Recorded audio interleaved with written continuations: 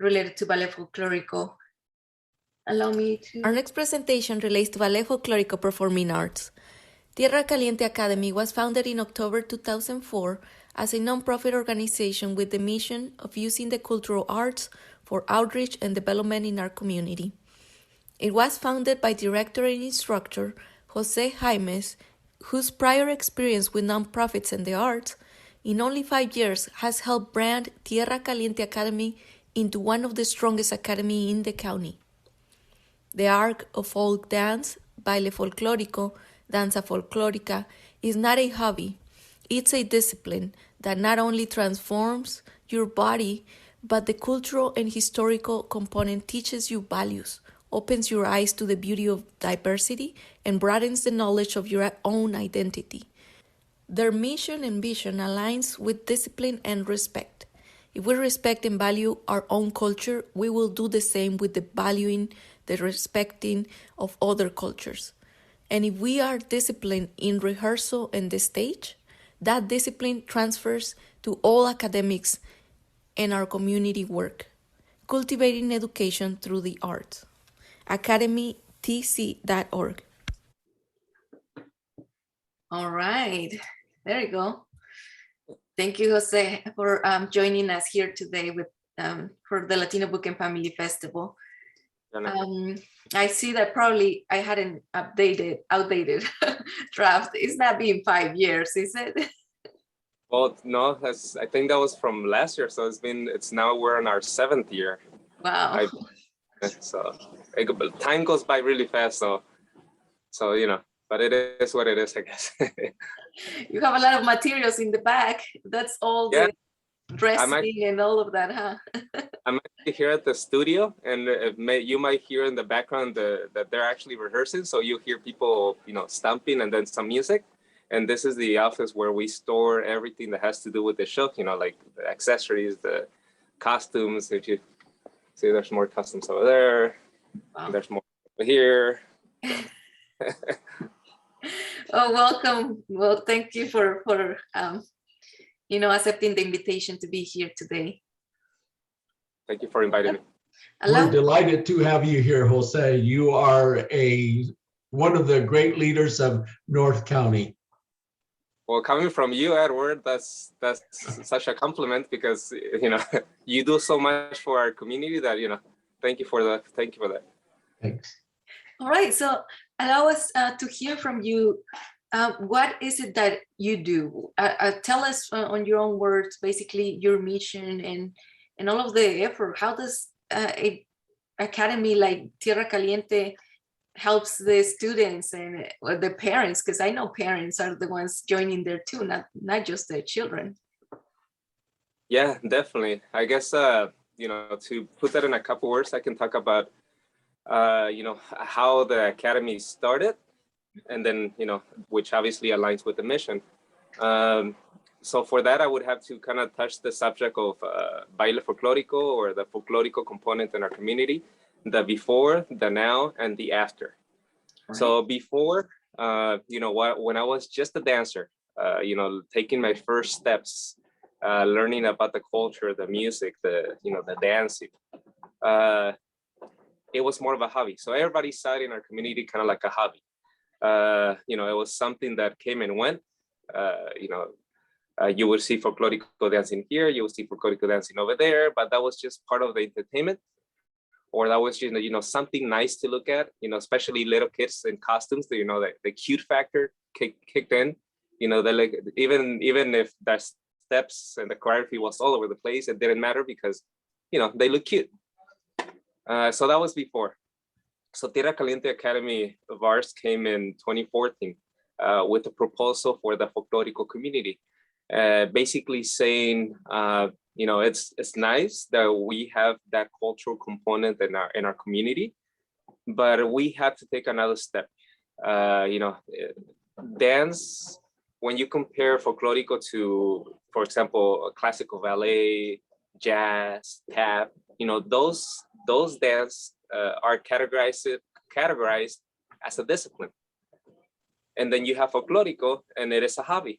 But actually, if you go to actually the roots of folklorico, it is a discipline. And besides the discipline, it tells the story of us as Mexicans. If you talk in folklore mexicano, it talks, it's the history of us. So the history of us, those roots are not a hobby. They have way more importance than that. So then in 2014, we drafted all the models, the proposals, and converted Tierra Caliente Academy into a 501c3 nonprofit. And our mission is to go out in the community and teach the importance of the arts, maybe through dance, maybe to music, maybe through to song, but basically let the community share that and teach that to the community as a discipline. Meaning that we want their commitment, we want their support, we want them to look at the cultural arts as something that is part of us. Because bottom line, the cultural arts are the heart of a community. So if you put it, if you put that love or that passion into the heart of a community, and then the community thrives, right? More music, more dance, more acceptance, more unity. So that was 2014, so obviously now 7 years later, we're building onto the future of the representation of Folklorico. And as an example, I'm gonna put one, which is the Folklorico Dance Festival that we have every year. We just celebrated our 4th festival back in July. When things started to open, we took the advantage, of that flexibility to be able to hold a festival, and we had the festival in July. Our next festival, which is going to be the 5th one, is in February at the California Centers for the Arts Escondido. And the idea for that festival is for it to be a platform where a lot of the directors, a lot of the instructors, a lot of the dancers' families, basically the Folklorico community, to come together to one space, which is the California Center for the Arts Escondido, and celebrate our culture. It's one day of performances and, sharing our artistic proposals, learning more about each other.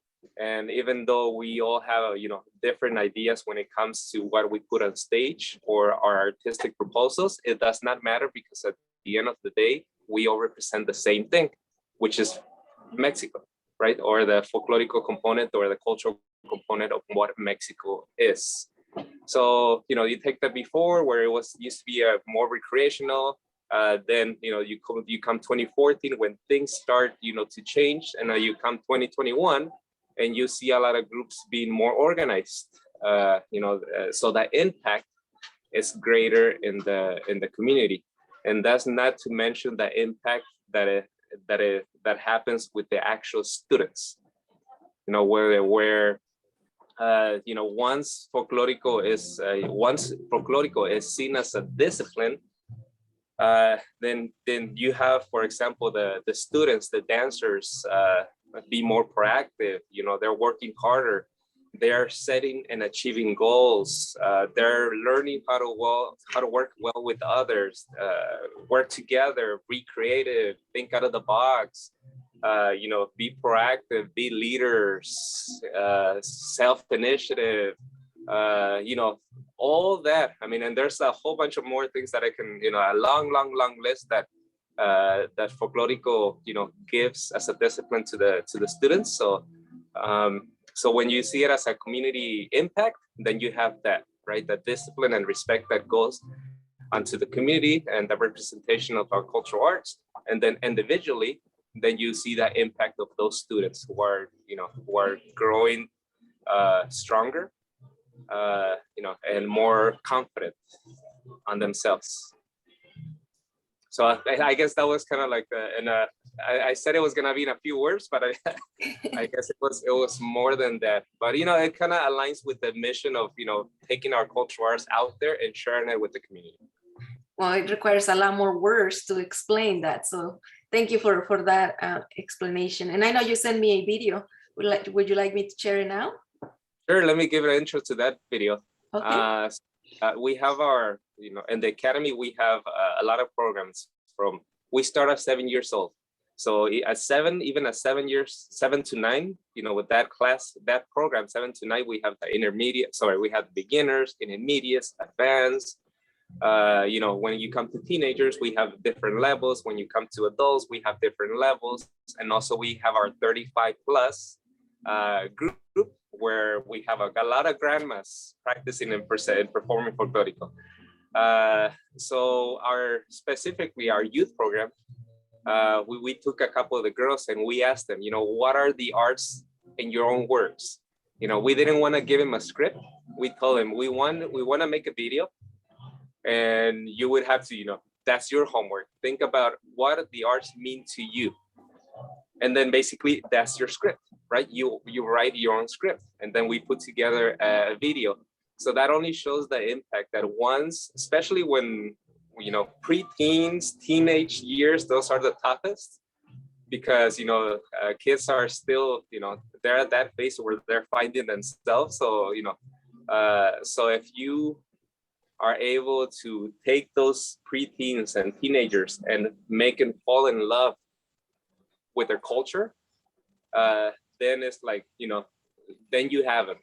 Then you have a student who's striving to do better through the arts. So that's kind of what the video is kind of about, the cultural arts and diversity in their own words. So if you want to play it. All right. And after that, we're going to go into the question with Arthur. All right. Okay. Let's go ahead.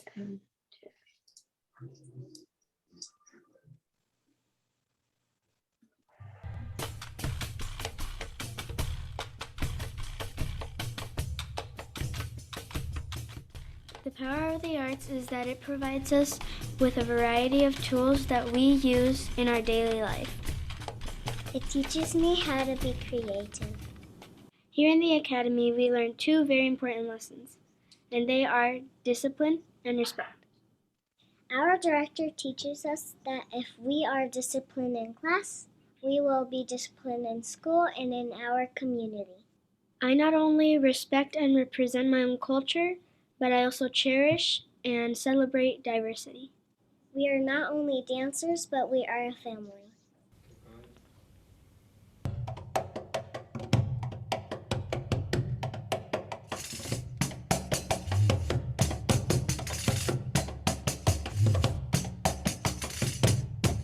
Discipline, respect, self-confidence, to be proactive, think out of the box, set and achieve goals, work well with others, work hard, work together.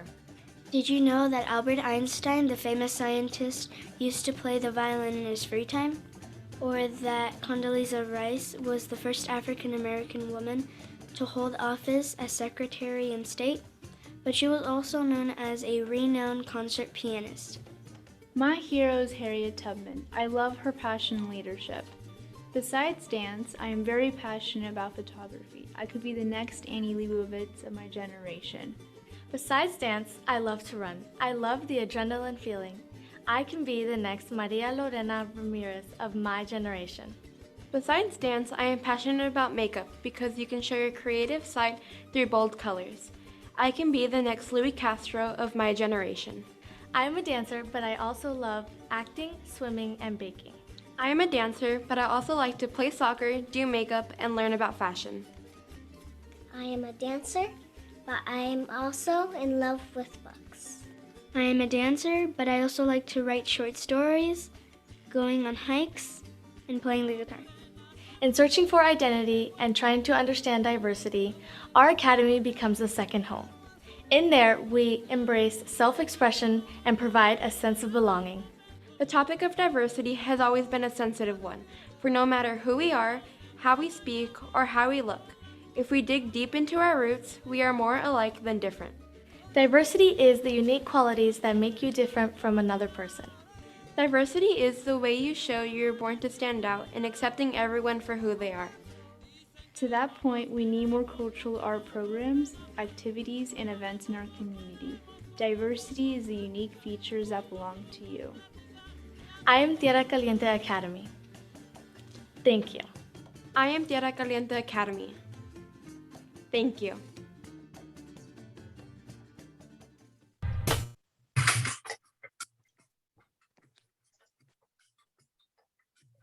Wow, that was powerful, Jose, for a young under 10, right?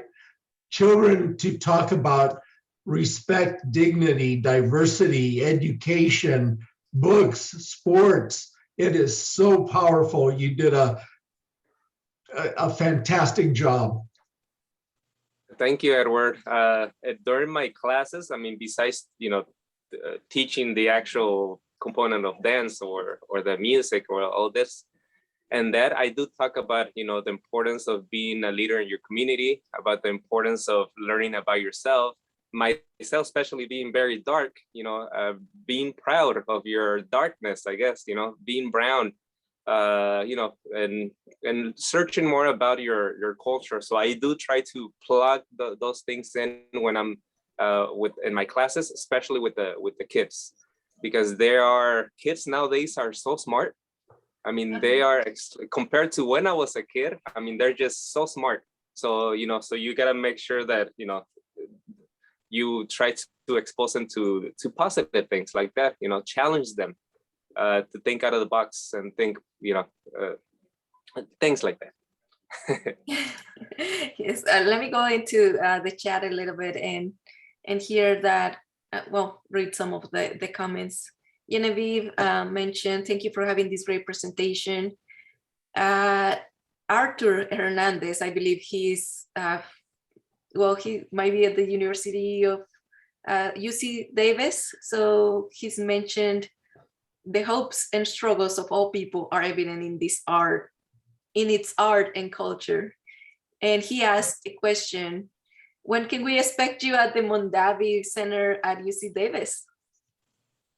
Oh, well, let's talk first. Definitely. I think one of the beauties about the cultural arts is that we are doing it here in North County, San Diego, but it's something that can definitely be shared anywhere. It's awesome to go to a different place and be able to share the passion and the beauty of your arts with other people, and vice versa. Learning about what they're doing over there and learn from them, and then when we come back, have a broader perspective of things that we can do. So definitely partnerships and going and supporting each other here and there are essential to the learning process of an artist. Yeah. So Edward, do you have any questions for Jose? Yeah, your event on Saturday, the Dia de los Muertos, was awesome.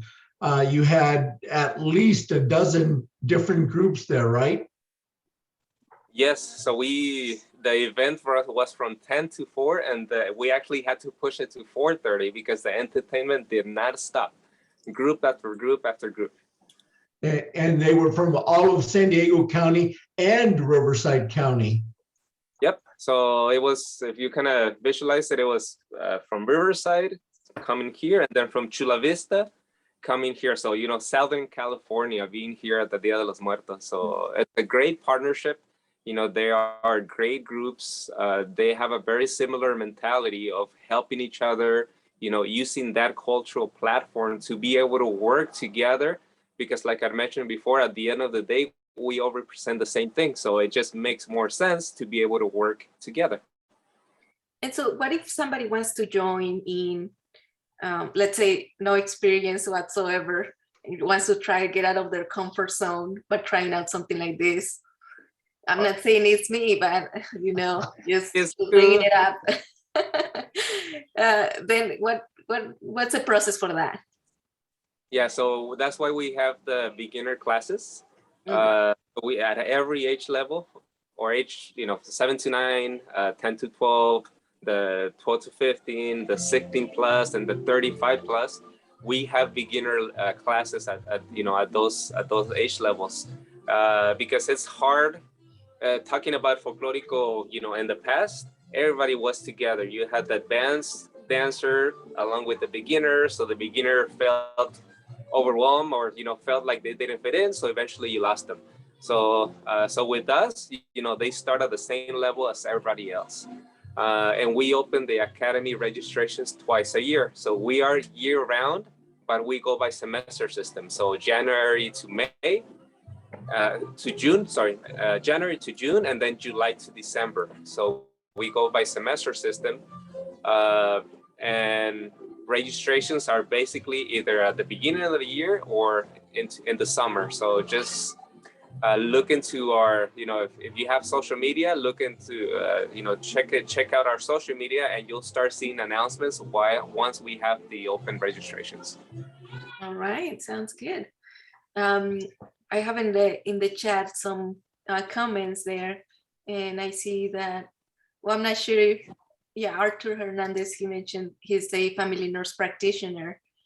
And so Alma, she's from San Diego here. Genevieve mentioned, thank you, Jose. I'm so proud of you. The youth of today do not know our own culture, I would say. Through your presentation, cannot only tell the history, but also through dance, visual art. Congratulations. There you go. And more information about the Academy Tierra Caliente, you can go to academytc.org. There you go. And Jose, you are located in Vista, correct? Yes, we have our studio in Vista. Oh, okay. On Santa Fe Avenue, right? Yes, 1011 South Santa Fe. Yeah, and if you're driving on Santa Fe's storefront, so you'll see the signs right away that says Tierra Caliente Academy. So yeah, come and check it out. One other thing that I know that you are not only the president of Tierra Caliente Academy of Arts, but you're also a board member of the California Center of the Arts in Escondido, and you are the president of, tell us about this other organization that you are the president of. Yes, so thank you. Let me take that space to actually talk about the importance of partnerships. I mean, it sounds like, Tierra Caliente is doing a lot of things on its own, but it's not necessarily. It does take a community, it does take partnerships to be able to make that broader impact in the whole community. So I am on the board of trustees for the California Center for the Arts Escondido. And I'm also president for Folklore San Diego Alliance, and very proud member of Route 78 Rotary Club. So I am a Rotarian, same as Edward.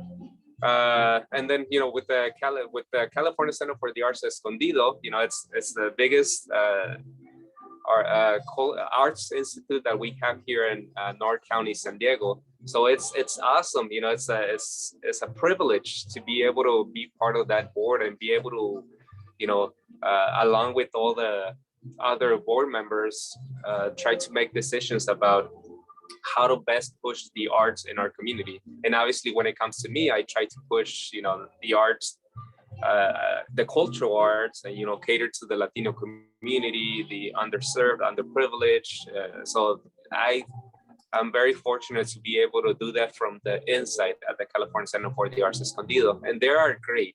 It's a great board. It's a great institution. I would say go into their website, learn more about them, because they make a huge impact in our community. They made a huge impact on me. So, and now that's why I say it's a privilege to be able to be there myself. Then Folklore San Diego Alliance is an organization only for folklorico dance directors. So it's specifically for them. So that's where it comes to play that, we are all working together to build that platform from which we can all work together. So, and Folklore San Diego Alliance, we do have the directors from, Riverside, all the way to Chula Vista. And that's why we kind of cater to Southern California. And a lot of our conversations have to do with how we can take the cultural arts, folklorico representation, and make that impact on the families. May you be, may your roots be Mexican or not, right? Because we gotta learn about teaching about who we are in our community is very, very essential, because then it touches the subject of diversity. And, we are a very diverse San Diego County, or Southern California. We are very diverse. So it's very important to learn about each other, because, we're more alike than different. So it's, so we gotta celebrate those differences, and obviously we gotta cherish those similarities. And then with Route 78 Rotary Club, the presenters of the Mariachi Festival, which is coming up April 10th, 2022. You know, they've also been a great partner because they understand the importance of you know, Bruce 70, a Rotary Club supporting the community, specifically the cultural arts. You know, they see our performances, they see our presentations, they see our kids. You know, they know a lot of our kids.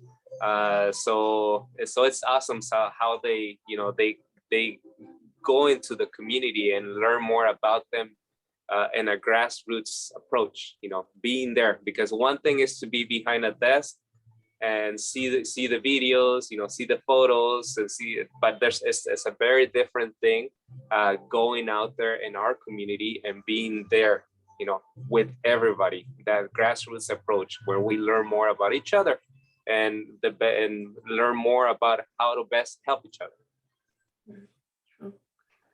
Oh yeah, so then that's Tierra Caliente Academy of Arts, California Center for the Arts Escondido, Folklore San Diego Alliance, and Route 78 Rotary Club. Sounds like a lot, but we all work in the same vision. I guess we all have a very similar vision, so it all kind of works together. It's like a puzzle that fits perfectly.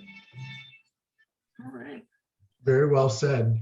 One more question in the chat from Arthur Hernandez. And by the way, Arthur, if you can send us your email to the host and panelists, that way we can, Jose Jaimes can, probably you both can be in contact, and hopefully one day he can go with his group over there and have a performance there. I'm not sure, I'm just not making promises here. All right, so he mentions, I'm so glad to be on this Zoom presentation. Can you tell us how you develop such a wide lens on how you approach the arts? Well, to begin, yeah. Oh, can you tell us how you develop such a wide lens on how your approach to the arts? Okay. So to start, you know, you need to have a passion for the arts. You know, so you gotta be very passionate about it. It begins there, I guess. You know, it begins there. And then obviously you start to become more organized, where, you know, you put your artistic models, you put your financial models, you know, strategic plans and this and that, so that the impact can be greater and more organized. Because passion can only get you to a certain point.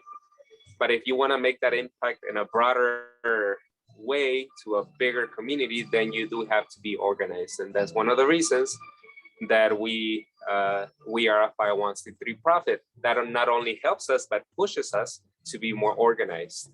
But, you know, if you go back to the root of it, definitely, you have to be in love with your culture. You have to have a passion to share your culture with others. You have to have a passion to, you know, to be able to want to help others through the arts. And obviously you need to have knowledge about it, because, you know, talking about the arts, it's beautiful, you know, showcasing the arts is beautiful, but you also you also have to know what you're doing in a way. So you do have to have that knowledge about specifically whatever you're teaching when it comes to the arts. Right. Yeah. Any other questions from the attendees? I'm gonna go ahead and allow you to become a panelist. For those who are as attendees, you don't want to share your video, it's okay. Just want to make sure that you all have any final chance to talk to the panelists here. All right, and so if nothing else, allow me to mention that we do have a raffle going on. So to those who send up questions, you all became, well, questions or comments, you all are potential winners here. I'm gonna need at least your email to be able to contact you and send you this information. Well, the gifts basically. All right, and so I would say that the gift basket can travel, and the Cafecito gift card only here in Vista, California. You're located close by, or if you plan to visit the offices of the Tierra Caliente Academy of Art, it's right next door, almost, Oh, right? There you go.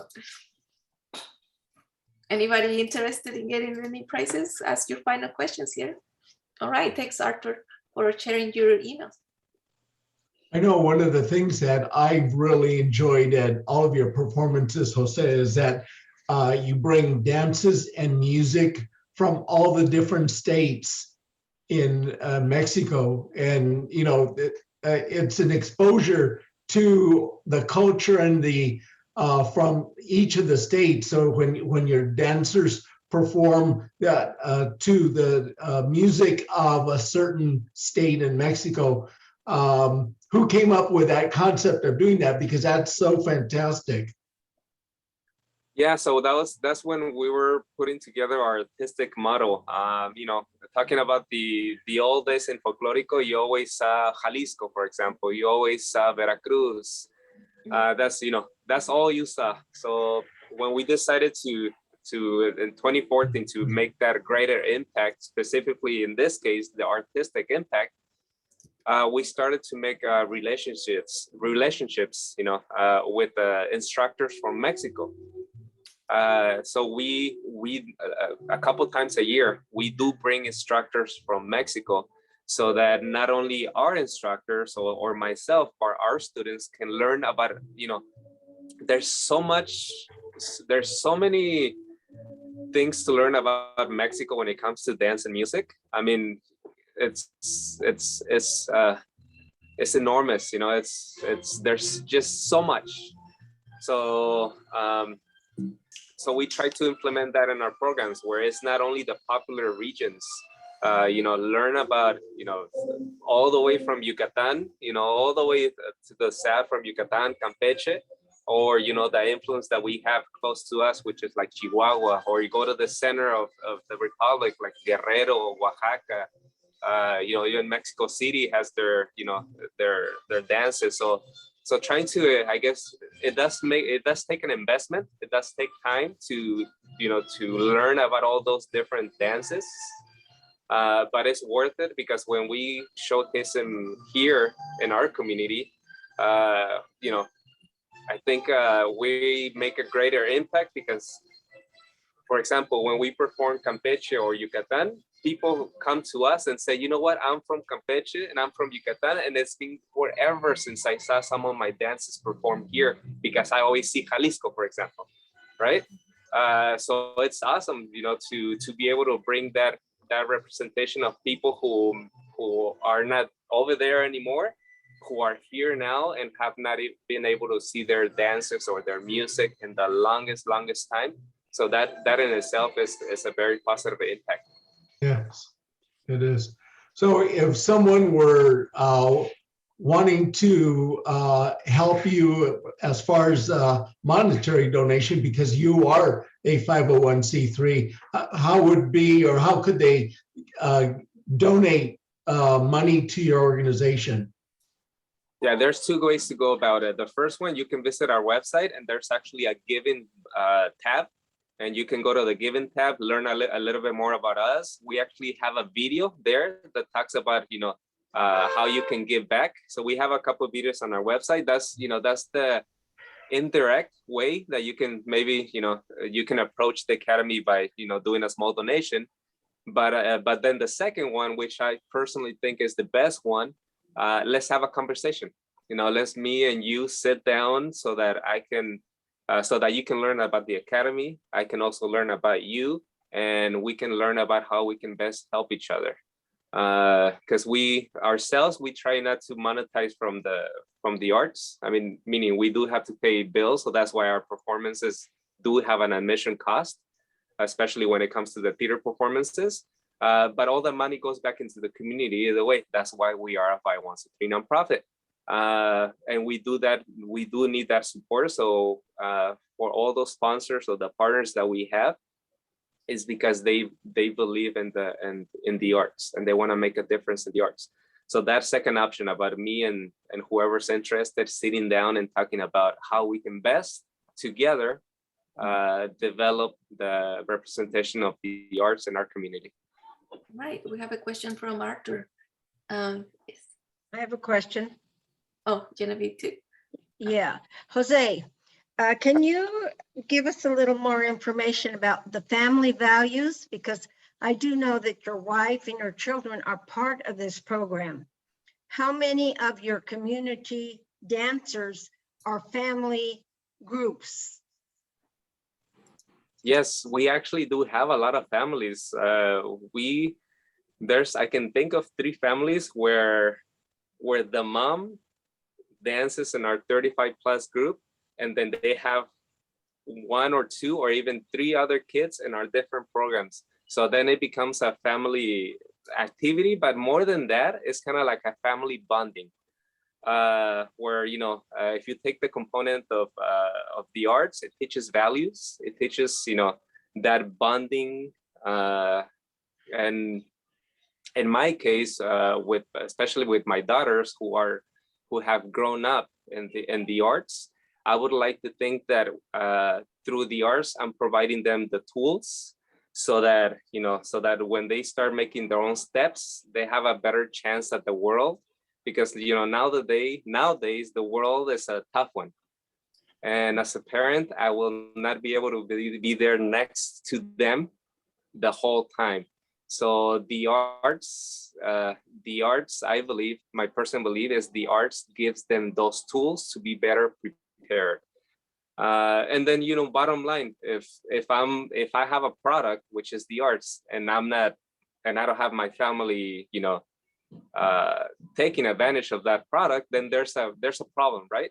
So I myself have the deepest belief in that the arts make a difference, not only in your kids, not only as a family, but as a whole. I don't know if that answers your question, Genevieve. And as a side note, thank you for always supporting.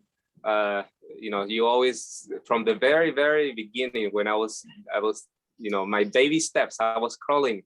You know, Tierra Caliente was in diapers. You were there supporting. So thank you for that. Thank you very much. I appreciate that.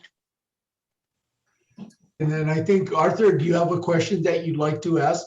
Yes, my name's Arturo, but I go by Art and Arthur as well. I really like what I'm hearing today, and I appreciate you guys very much. The question I've been a sponsor to a group, not all the time, but I do supply some money to a group in San Pablo up here in the Bay Area, and it's called I can't say their name exactly right, so Los Senzontlis, I think it's called. And it's a great, I'll put their link in the website, but they're affiliated, or Linda Ronstadt is affiliated with them. And for those who don't know Linda Ronstadt, she's a big time artist who hails from Latina background, heritage. And I was thinking, would this group that you have there, this organization, is it affiliated with some of the artists that are in SoCal or anywhere really that would want to work with you guys and bring more name recognition for one thing, but more importantly, resources, whatever resources they might have? Yeah. Well, our affiliations are not necessarily with, for example, such artists like Linda Ronstadt.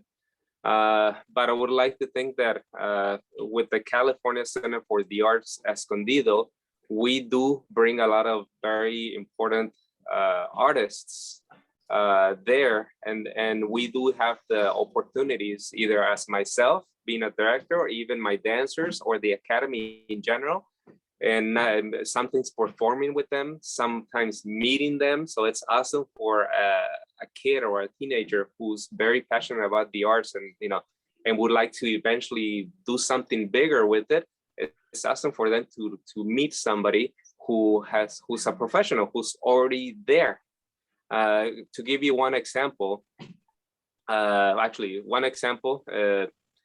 next Friday, November 12th, we at the California Center for the Arts Escondido, we are having Ballet Hispanico from New York. So I have a lot of students who are gonna go and again, they're gonna see them perform. And then on March 10th, 2022, at the same thing at the California Center for the Arts Escondido, we are bringing the Ballet Folklorico de Mexico. And same thing, a lot of my students are gonna go there. And last year I had a couple students meet the dancers in person, meet the director, and so maybe our affiliations are not necessarily that way where there's a specific artist who we're directly affiliated with, but being a board of trustees at the California Center for the Arts Escondido allows me to bring those opportunities to the academy. And in the case, if you know about Folklorico, you know that Ballet Folklorico de Mexico is our biggest representation of Folklorico worldwide. So just to have the opportunity to have them here and be able to be with them the whole day and talk to them and chat with the director and this and that, I mean, that in itself, it's awesome. So I don't know if that answers your question, Arturo, in a way. Arthur. It definitely does. And I think your emphasis always seems to come back to generosity for the community. And for that, I am immensely thankful for what you're doing, because it really is amazing. I look for folks like yourself who are interested in more the value of bringing together and the culture, the arts, and uplifting voices and people that don't always get that. I really like what Edward was saying about from different parts of Mexico or different parts of the world, really, and not just one place over and over again. It's representation, and that's really important. As a nurse, what you said about having your family appreciate and enjoy the product, I think to myself as a healthcare provider, how important it is for me to see Latinos getting the healthcare that I help create for them, produce for them. So very well said. Oh yeah, definitely. And as a side note, I can add that I myself I'm a product of this community of nonprofits, because when I was young, I was what now is categorized as an at-risk youth, and it took a lot of people, a lot of mentors to be able to teach me, or at least guide me through the correct path. And this is my way of giving back to my community, because if it wasn't for those people, I have no idea. Honestly, I have no idea where I would be right now. And the arts is something that, in a way, to put a word on it, saved me. So, being at risk, I was introduced into sports and the arts. Eventually, I fell in love more with the arts, and and now fast forward to today, it is my way to giving back. So even though my passion is the arts, I would like to think that I'm embracing that in a way that I'm also trying to make a difference in a lot of kids, especially kids, youth, because I see them myself in them in a way. So a lot of those kids do need that guidance, do need those mentors, do need those role models. And if I can provide that through the arts, then hey, it's a better community for it. How many different groups and how many total dancers do you have in your organization, Jose? Okay, so right now, dancers, we have about 120. If you put together all the different programs that we have, but we also are in the school system. So we do teach at a couple middle schools and high schools. So that's not counting the high schools and the middle schools. But here at the studio where I am right now, it's about 120 members or 120 dancers that we have. So it is exciting when we start thinking about our recitals, because it's so awesome to see, the progress of everybody, and and that impact, because 120, it can be a lot. But I'm glad that we are growing, and in that growth, we are helping those dancers or those families in the process. Can you highlight the elementary schools that you're involved with? Yeah, Well, right now we are with Vista Magnet Middle School. We are looking into Roosevelt Middle School. We are at Rancho Buena Vista High School. We're at Mission Vista High School. We have a partnership with Mission Hills High School. And then, there's a couple, because we only have 2 instructors. We were not able to go into many other schools, even though there was an interest from those schools for us to teach Folklorico there. So we had to kind of pick and choose. So we decided to go with the middle schools and high schools, simply because that's where we could have a greater impact, more on the discipline part of dance. But yeah, I mean, and in general, Vista Unified, I guess we have a great relationship with Vista Unified. So and I'm glad that they do appreciate the arts, and in our case, Folklorico. Right, so I'm very thankful that you were able to join us here, Jose Jaimes, and just want to make a quick announcement. Arthur, you're the winner for the gift basket. We're gonna be contacting you on that, and Genevieve, you're the winner for a Cafecito gift card. So congratulations for that. Thank you. All right, any final thoughts from anybody before we go ahead and, I mean, the discussion can continue, of course, but I don't want to take other people's time. And we have somebody who's gonna go rehearsal too. That's Jose.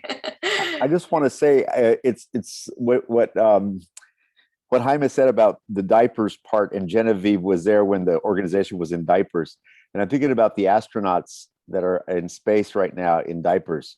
And I thought to myself, there'll be a time in the future that, and I'm a nurse, I'm a bedside nurse, and I've changed a lot of diapers on a lot of people over the years, 20 years of this. I have to say, we all need help every so often, and what goes around comes around. And so, Genevieve, blessings to you for the work you did supporting this organization. And those are silent heroes, in my opinion. So, oh, yeah, definitely. Genevieve does a lot for her community in Oceanside, especially. So thank you, Genevieve. Here, Anna, before I go, can I briefly mention the next big event that we have with Tierra Caliente Academy? All right, yeah, go ahead. So February 20th, and it's a couple months away, so just look for it in our social media once we start promoting it. But February 20th, we have our 5th annual Visitosa Folklorico Dance Festival at the California Center for the Arts Escondido. So it's a great way to come and celebrate with us the beauty of Folklorico, the beauty of working together, the beauty of being together as a community, and just basically a day of appreciating the arts. Maybe that we're doing it ourselves, or maybe that we're sharing it with an audience. So hopefully you guys, as the Latino Book and Family Festival, can have a presence there. Edward is going to be giving out books. He usually is at our events. So just inviting whoever's watching this or who's going to watch it later, mark your calendars. Sunday, February 20th, Visitosa Folklorico Dance Festival. Come and enjoy with us, a day of Folklorico at the California Center for the Arts Escondido. Wow, wonderful. I definitely I'm starting to fill in that calendar with events now that we can actually start going to events. All right, thank you everyone. Thank you, Jose, for being here and providing all this wonderful information. Arthur, thank you for all your input here. And well, Edward, thank you for joining us as a moderator. This was the final live presentation from the Latino Book and Family Festivals, and this is a great way to conclude. We are still gonna have some premieres going on with authors. However, this is the last live programming. So, all right. Thank you, everybody. Thank you so much, Jose. Thank you, Edward. Thank you, Anna. Yes, and so here are the gifts for that we're gonna be giving out today. So we already announced the winners. Thank you to all our partners and those who supported this programming. Thanks to your support, we were able to provide these great sessions. And we hope to seek providing this space, this setting to learn, to meet authors, to meet community leaders. And we'll hope that you can follow us on our Facebook page at the Latino Book and Family Festivals. More information about the sessions that happened previously, you can go to our website at lbff.us. All right. And thank you to My Point Credit Union for sponsoring us for today's event, and Adriana Brunner for being on the video first thing. So we hope to see you live next year at Miracosta College for our next Latino Book and Family Festival. That is right. Thanks to My Point Credit Union for that. All right. Bye, everyone. Have a nice weekend. Thank you. Goodbye. Bye. Thank you.